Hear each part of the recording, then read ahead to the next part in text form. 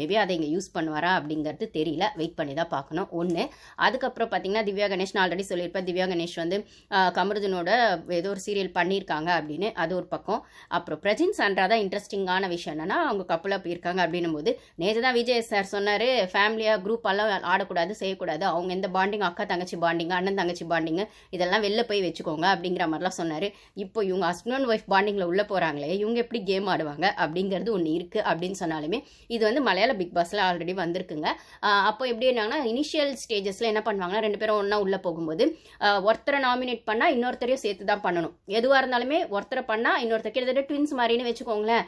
அவங்கள சொன்னால் இவங்களுக்கோ வலிக்கும், இல்லை இவங்க அழுதா அவங்களுக்கும் அழுக வரும் அப்படிங்கிற மாதிரி நீங்கள் வந்து ஒருத்தரை ஜெயிலுக்கு அனுப்பினா 2 பேரும் ஜெயிலுக்கு அனுப்பணும், ஒருத்தருக்கு டாஸ்க் கொடுத்தா 2 பேருக்கு கொடுக்கணும், ஒருத்தர் நாமினேட் பண்ணால் இன்னொருத்தருக்கும் நாமினேட் பண்ணணும் அப்படிங்கிற மாதிரி தான் ஸ்டார்டிங் இனிஷியல் ஸ்டேஜஸில் வச்சுருக்காங்க. அதுக்கப்புறம் தனித்தனி அவங்கவுங்க கேம் அவங்க ஆடி இருக்காங்க.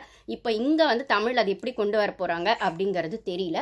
அதுக்கப்புறம் இப்போ ஒயில்ட் கார்டு என்ட்ரி உள்ளே போனோடனே நீங்கள் பார்த்துருப்பீங்க ப்ரொமோலலாம் நீங்கள் வந்து எதுக்காக இங்கே வந்திருக்கீங்கன்னு எல்லார்கிட்ட பேப்பர் பென் கொடுக்குறாங்க எழுதுறாங்கன்னும் போது அதெல்லாம் கிழிச்சு போட்டதெல்லாம் நம்ம பார்த்தோம். பார்வதி தான் ஃபஸ்ட்டு ப்ரொமோவில் காட்டுறாங்க, இதுலேயும் பார்வதி தானே அப்படிங்கிற மாதிரி தான் இருக்குது. ஸோ வந்து பார்வதி தான் காட்டுறாங்க, நான் நானாக இருக்க வந்திருக்கேன் அப்படிங்கும், இதுதான் அவங்க ரியலா அப்படிங்கிற மாதிரி அவங்க கேட்டவனும் அந்த பேப்பரை ஃபுல்லாக கிழிச்சு வந்து ட்ராஷில் போட்டுடுறாங்க. அரோராவுக்கு வந்து அது அரோரா சும்மா அப்படி வந்து பார்வை ஒன்று பார்த்தாலே அழுதுருவாங்க.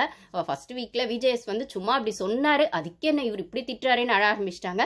அதுக்கப்புறம் வீக்கெண்டில் போன வாரமும் வந்து டீம் வச்சு நல்லா வந்து திட்டினாங்க அப்படின்னு சொல்லும்போது நேற்று வாங்கினதே அவங்கவுங்களுக்கு வந்து உள்ளுக்கு இருக்கும், அந்த சூடே இன்னும் ஆறல அப்படின்னும் போது இவங்க சுட சுட ஒயில்ட் கார்டு என்ட்ரி உள்ளே போய் அவங்களுக்கு ஒரு டாஸ்க்கை கொடுத்து அதை வந்து அது அந்த அவங்க சொன்ன அந்த ரீசன் எதுக்காக வந்திருக்கீங்க உள்ளன்னு சொல்கிறதுல அந்த ரீசன் சரியில்லை எங்களுக்கு அக்செப்டபிளாக இல்லைன்னா நாங்கள் கிழிச்சு போட்டுருவோன்ற மாதிரி சாண்ட்ரா வந்து அது கிழிச்சு போட்டதை பார்க்க முடிஞ்சது. அதுக்கு பாரு என்ன ரியாக்ட் பண்ணாங்க அப்படிங்கிறது தெரியல. அரோரா வந்து சோ ரூட் அப்படின்னு சொன்னதை பார்க்க முடிஞ்சது.